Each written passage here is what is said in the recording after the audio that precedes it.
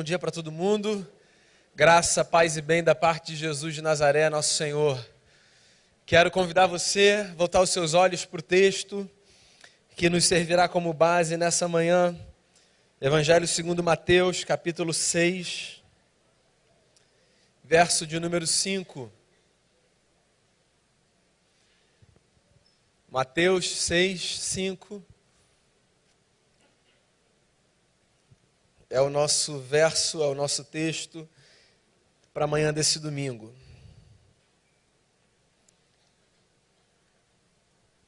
E diz assim a palavra do Senhor: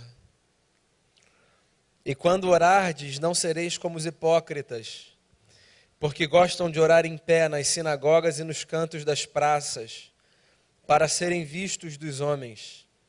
Em verdade vos digo que eles já receberam a recompensa. Essa é a palavra do Senhor. Pai, mais uma vez a gente aquieta o nosso coração, a gente busca a Tua face e a gente expressa o desejo de que a Tua palavra encontre dentro de cada um de nós guarida, que ela seja útil para o nosso crescimento, que ela seja útil para a nossa instrução na fé. Que o Senhor abençoe profundamente a nossa vida, Senhor Jesus, nesse momento. De quem está aqui, de quem nos acompanha de casa, de quem em algum momento vier a ouvir essa reflexão, que a Tua palavra cumpra na nossa história o propósito para o qual foi destinada. É a oração que eu faço, pedindo perdão pelos nossos muitos pecados, em nome de Jesus. Amém. Muito bem, se você nasceu até a década de 70, é possível que quando você tenha se deparado com aquele momento de escolher a sua carreira, você tenha pensado em alguma coisa dentro de poucas possibilidades. Direito, medicina, engenharia, administração, magistério, ou alguma coisa fronteiriça com uma dessas áreas, mas que não muito distante. Se você tem filho até 20 anos, você já constatou que essas possibilidades foram multiplicadas por um número que a gente não consegue nem imaginar. Então hoje há um sem número de carreiras e de jornadas a serem trilhadas, nomes que possivelmente você vai ouvir porque o seu filho vai dizer para você. É possível, inclusive, se você tiver filho com menos de 20 anos, que você já tenha ouvido alguma coisa do tipo: eu estou pensando entre medicina ou ser youtuber. Já ouviu isso? Filho, o que você quer ser? Influenciador digital. E aí você ri, e aí ele te mostra quanto um suposto influenciador digital ganha, e você diz: filho, papai sempre sonhou com isso para a sua vida. Se você olha para as brincadeiras das crianças hoje, pequenas, da idade do meu filho mais novo, 5 anos, 6 anos, você vai perceber que às vezes elas estão ou com um celular de fato na mão, ou simulando um, olhando para a câmera e dizendo assim: oi galerinha, hoje eu vou falar sobre... Existe um negócio dentro da gente crescente, que tem a ver com um desejo que não é novo, é antigo, mas que parece ter sido impulsionado por fenômenos do nosso tempo, que é o desejo pela fama. Hoje a gente continua a nossa série de reflexões, chamada Deuses Falsos e o Triunfo da Ressurreição. E eu queria, a partir do texto e a partir dessa fala que eu trouxe de preâmbulo, refletir com você sobre um segundo Deus falso do nosso tempo, um Deus chamado fama.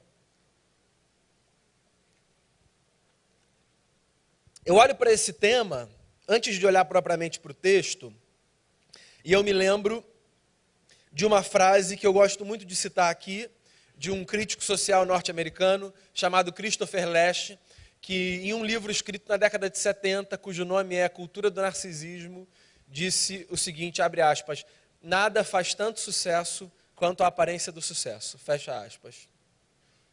E eu fico me perguntando, o que a fama tem para despertar dentro do ser humano esse desejo tão grande, tão forte, de brilhar todos os dias, 24 horas por dia, sob a luz de um holofote.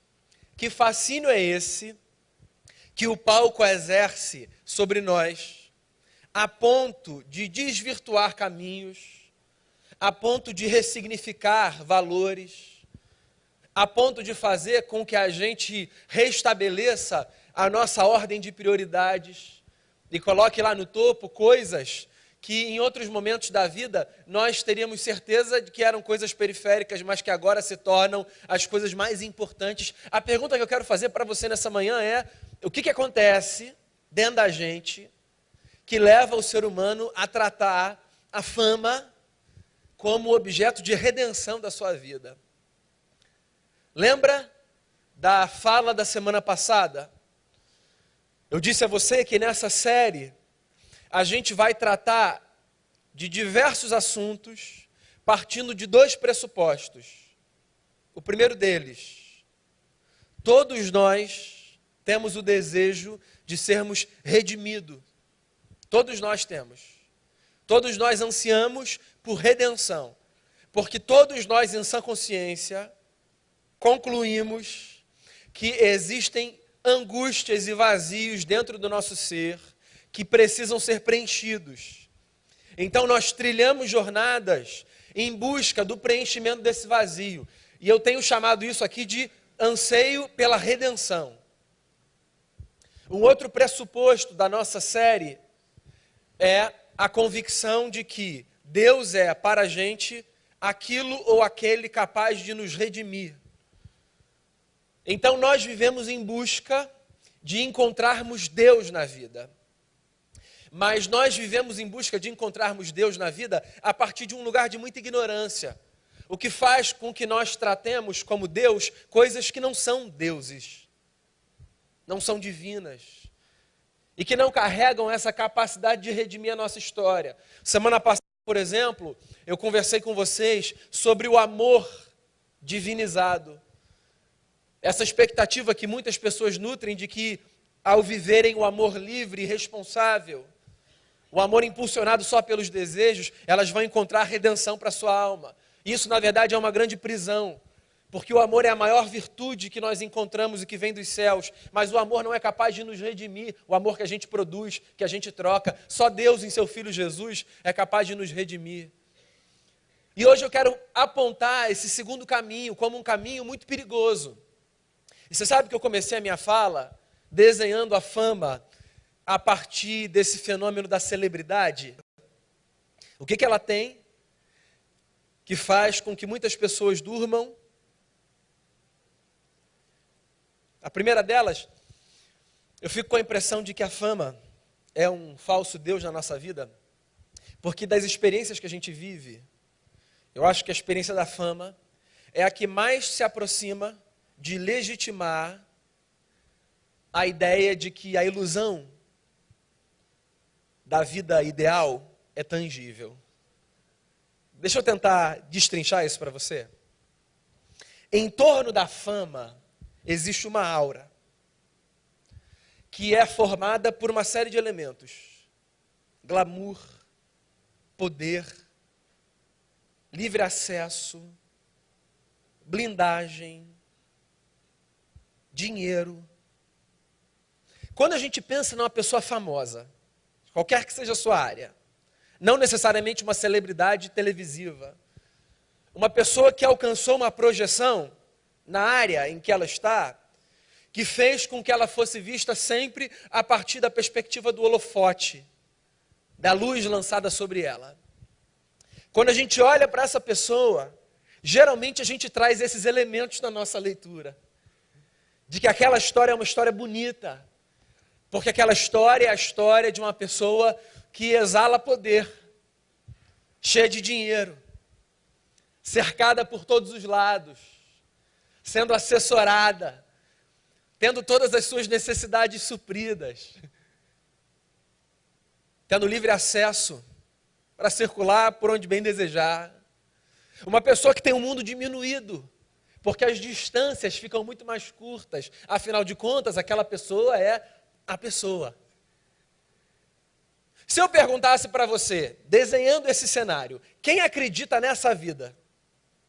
Quem acredita que essa vida que eu acabei de desenhar é uma vida real? Eu imagino que poucas pessoas levantariam a mão dizendo, eu acredito que essa vida é real. Uma vida cercada de poder, de glamour, de brilho, de beleza, de influência absoluta, de acesso. Poucas pessoas levantariam a mão. No entanto, muitas pessoas são movidas pelo desejo de viver o mais perto possível desse cenário. O que me faz acreditar que, no fundo, a gente acredita que essa ilusão pode ser tangível. E aí a gente vive um pouquinho, e não precisa ser muito, e a gente descobre algumas coisas, né? A gente descobre, por exemplo, que por mais que tudo isso em alguma medida seja um fato, essas coisas são muito passageiras, né? E não constituem o que uma pessoa é na sua essência. Elas passam como vento que sopra, bate na nossa cara e vai numa direção que a gente nem consegue definir qual é. Dia 1º de janeiro desse ano, eu estava assistindo a posse do presidente, sendo transmitida na televisão. A posse do presidente, às vezes cortes para a posse de governadores em alguns estados. Num determinado momento, uma cena que eu não vou me esquecer. Um repórter cobria a posse do governador de São Paulo, a cerimônia de troca. O novo governador chegando com a sua esposa, o antigo governador parado ao lado da sua, assessores de todos os lados. Num determinado momento, posse concedida, o novo governador adentra o seu novo lugar de trabalho, o antigo sai. As câmeras que eram divididas entre os dois passaram naquele instante, todas elas, a focar o novo governador. O ex-governador saiu na direção do carro ao lado da sua esposa, e eu me lembro do comentário de um jornalista, que disse o seguinte, abre aspas, o mais difícil para esse cara vai ter de ser aprender a voltar a uma vida onde ninguém mais abre a porta do carro para ele. Eu achei aquilo genial. Porque a verdade é essa, não é? A verdade é que a pomposidade, a verdade é que o glamour, a verdade é que o brilho, que o holofote, por mais que eles sejam um fato, eles não necessariamente nos acompanham em todos os momentos da vida. E quando nós vivemos em busca disso, nós nos frustramos amargamente, porque a vida é muito mais do que isso. Esse negócio é muito fugaz, é muito passageiro, diz muito pouco sobre quem a gente é, sobre o que a gente fez. Ele, no máximo, diz sobre o lugar que a gente ocupa num determinado momento para uma determinada gente. A fama, ela é buscada com unhas e dentes, como uma divindade, para a qual muitos acendem vela, em face da qual muitos depositam todos os seus recursos, acreditando que um dia vão chegar naquele lugar do holofote, porque ela dá para a gente a sensação de que essa vida ideal é possível, mas ela é uma grande mentira. Tem um outro negócio que eu penso, que faz com que pessoas busquem desesperadamente a fama, acreditando que serão redimidas por ela. A fama parece ser, penso eu, um escape perfeito para os dilemas da vida real. Quem já viu um famoso na fila da SEDAI discutindo conta? Não. Resolvendo problema no Detran. Na sua frente, pegando a senha assim, ó. A fama traz essa sensação de que os problemas não nos tocarão, porque sempre haverá terceiros que resolvam os dilemas que aparecem na nossa vida. E esse negócio pode parecer só um negócio simples, superficial, mas, no fundo, imagina que negócio fascinante é você poder viver uma história onde os problemas não te atingem, porque, assim, existe um sem número de pessoas que resolvem a vida real para você. E aí você vive uma história cercado, blindado, protegido, despreocupado, mas vazio. Vazio. Porque o sentido da vida passa necessariamente, e eu vou repetir isso, necessariamente, pela nossa capacidade de tocarmos o chão da história com os nossos próprios pés. Sabe esse negócio de você ter quem resolva tudo para você o tempo todo? De você ter quem faça todas as coisas por você? De você ter quem resolva os seus problemas? Esse negócio pode dar para a gente um senso de praticidade. Esse negócio pode dar para a gente um senso de importância. Mas esse negócio rouba da gente o direito de viver. E é por isso que essa busca desenfreada por ser o tal, que vive num lugar inatingível, que é admirado pelos outros, que é visto como um modelo, que procura trilhar um caminho de glória, de beleza e de suntuosidade. Esse negócio é um negócio maligno, porque ele nos rouba o direito de fazermos o que há de mais sagrado, que é o de vivermos a vida comum, banal, trivial. É isso aí. Eu comecei falando sobre a fama dentro de uma perspectiva da celebridade, do universo virtual, da tela do computador, do celular. Mas você sabe que existe uma fama religiosa que molda a espiritualidade de um sem número de gente? Tem gente, por exemplo, que vive a sua espiritualidade querendo ser o sujeito mais famoso da igreja. E não é por causa do lugar que ocupa. É porque ele tenta construir um modelo de vida que faz com que ele seja visto pelos demais, ele ou ela, como o sujeito que está mais perto de Deus. Eu sei ser famoso espiritualmente falando. Quer ver? Eu baixo o tom da minha voz. Falo com calma. Não me abalo diante dos problemas da vida. Interrompo as minhas falas em português por falas em línguas que você não consegue compreender. Fecho meu olho e digo, tá bom, Senhor. Já vou falar isso com os meus irmãos. Trago um recado para você. Canto como um sujeito espiritual. Recito todos os versos da Bíblia que você quiser. Saio daqui do palco não descendo a escada, mas levitando. Eu não vou me arriscar para não... E esse conjunto de ritos pode fazer com que você olhe para mim ou para qualquer pessoa que represente um modelo como esse ou como qualquer outro e diga, está ali. Aquela é a vida que eu desejo. Quando, na verdade, a nossa vida com Deus, ela mais será com Deus quando mais firme no chão da história ela for. Quanto mais a gente for capaz de encarnar o Evangelho de Jesus, sem que a gente precise pretender ser qualquer coisa que não seja aquilo que a gente é e aquilo em quem Jesus deseja nos transformar.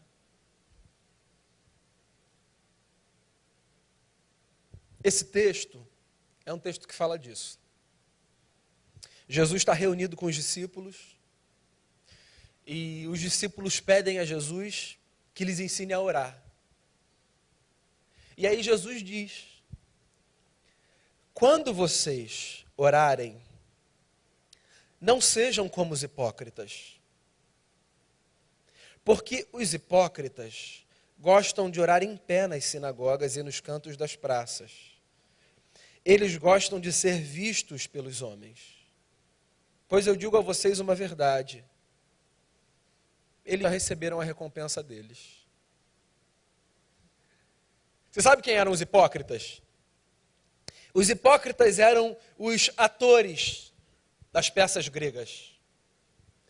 E eles vestiam máscaras que representavam os papéis que eles encenavam no teatro grego. Jesus vive no Império Romano, mas do ponto de vista cultural, a mentalidade grega é hegemônica naquele tempo.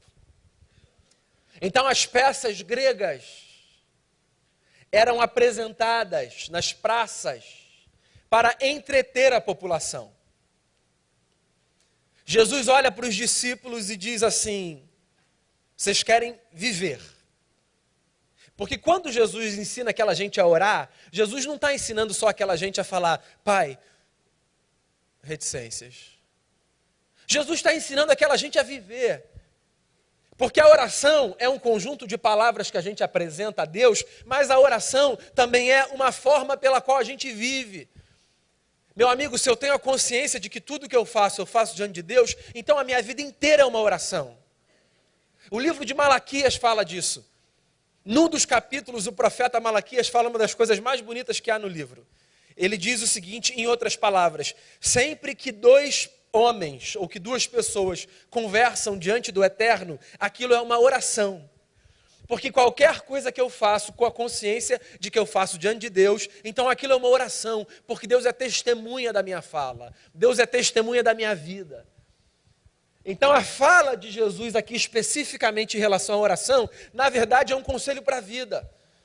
E aí Jesus está traçando um paralelo, o que ele está dizendo é o seguinte: vocês conhecem os hipócritas, vocês conhecem os atores, vocês conhecem esses que representam. Pois bem, quando vocês orarem, e aí eu tomo licença para falar, quando vocês viverem, que a oração de vocês ou que a vida de vocês não seja uma representação, que a vida de vocês seja uma verdade, ponto. Eu acho que essa é uma das coisas mais libertadoras do Evangelho de Jesus. O Evangelho nos dá o direito de nós vivermos a nossa vida de verdade. O Evangelho tira da nossa cabeça aquela maluquice de que para que Deus nos perceba como pessoas bonitinhas, nós precisamos ser os famosos da religião.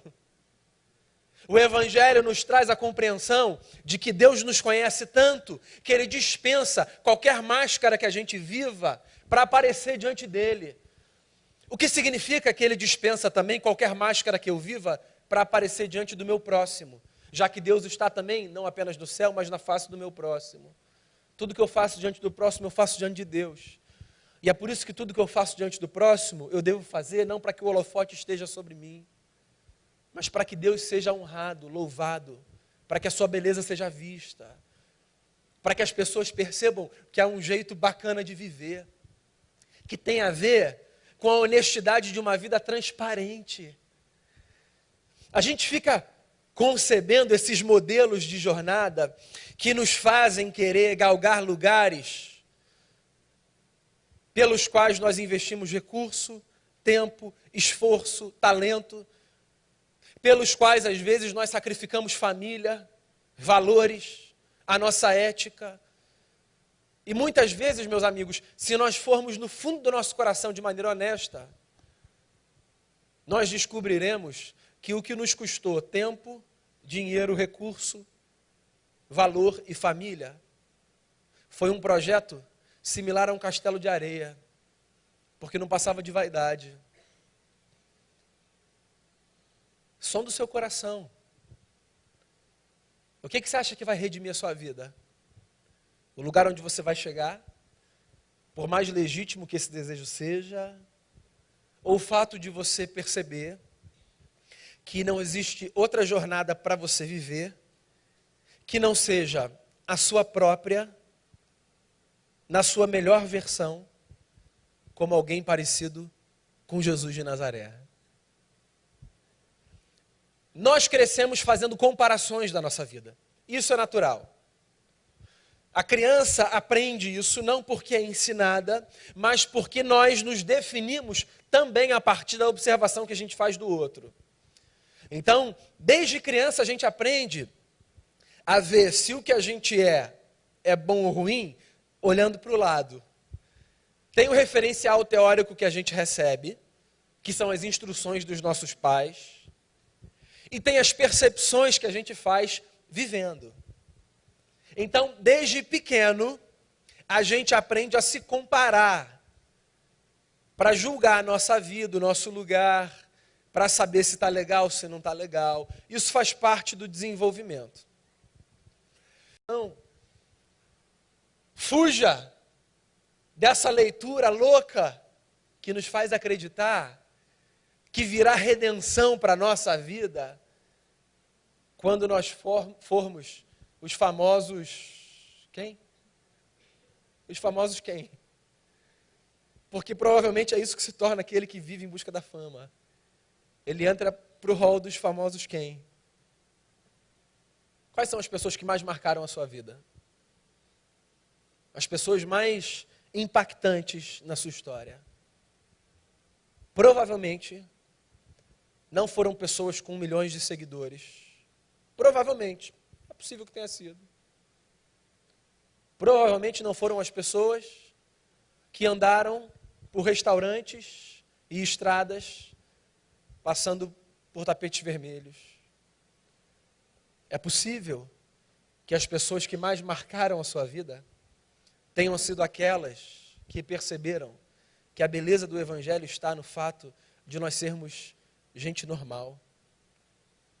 Genial, meu amigo, é acordar de cara amassada, que é um sinal de que você dormiu. Genial, vida maravilhosa, é ter cicatriz.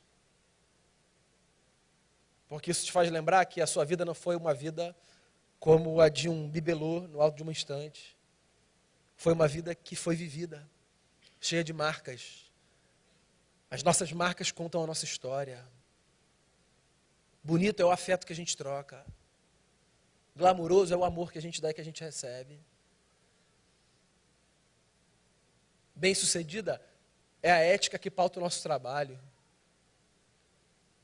Isso tem valor para Jesus. Quando vocês estiverem diante de Deus, disse o Senhor, não sejam como os atores que representam. Sejam quem vocês são.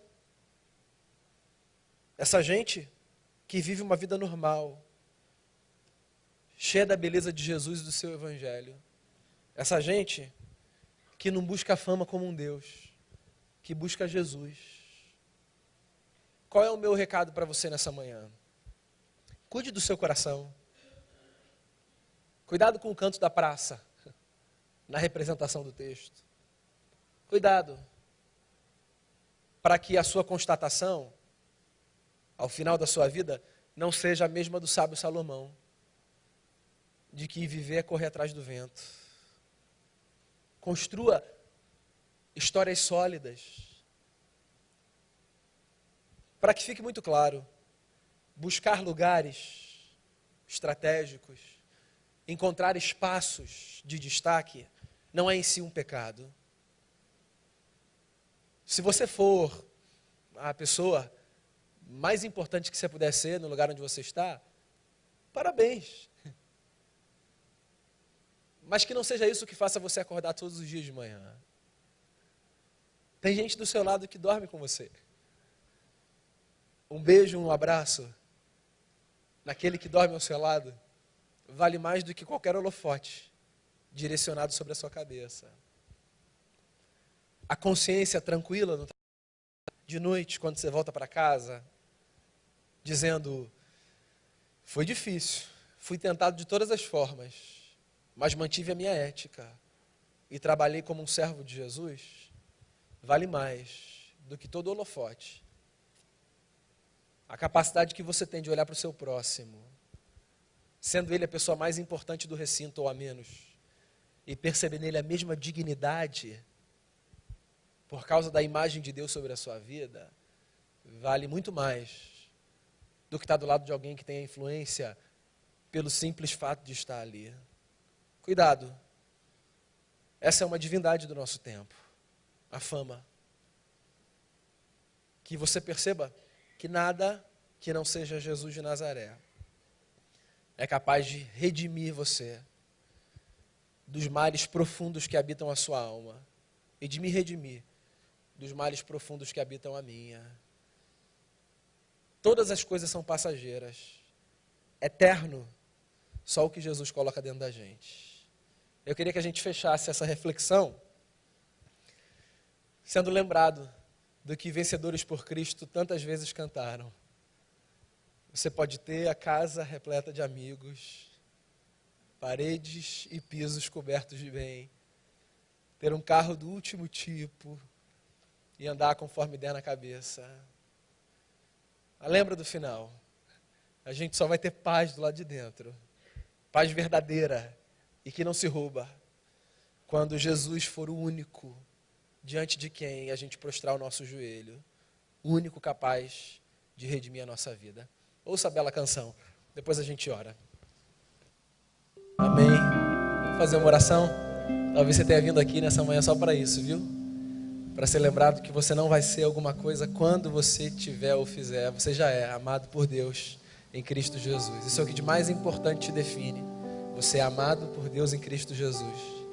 Deus te ama não pelo que você faz, pelo que você tem ou pelo que você vai conseguir. Deus te ama porque Ele te ama.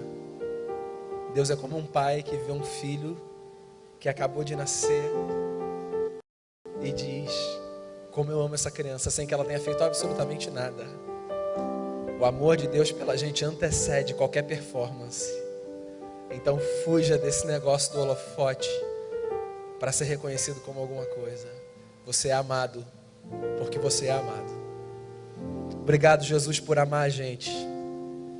Não é a nossa roupa, o nosso dinheiro, o nosso trabalho, não é o diploma que a gente tem, o CEP da nossa casa, não é o tapete vermelho, o holofote, não é a promoção que a gente ganha no trabalho, não é o carro que a gente troca, não é a viagem que a gente faz, não é o restaurante que a gente come, não é o amigo que a gente tem.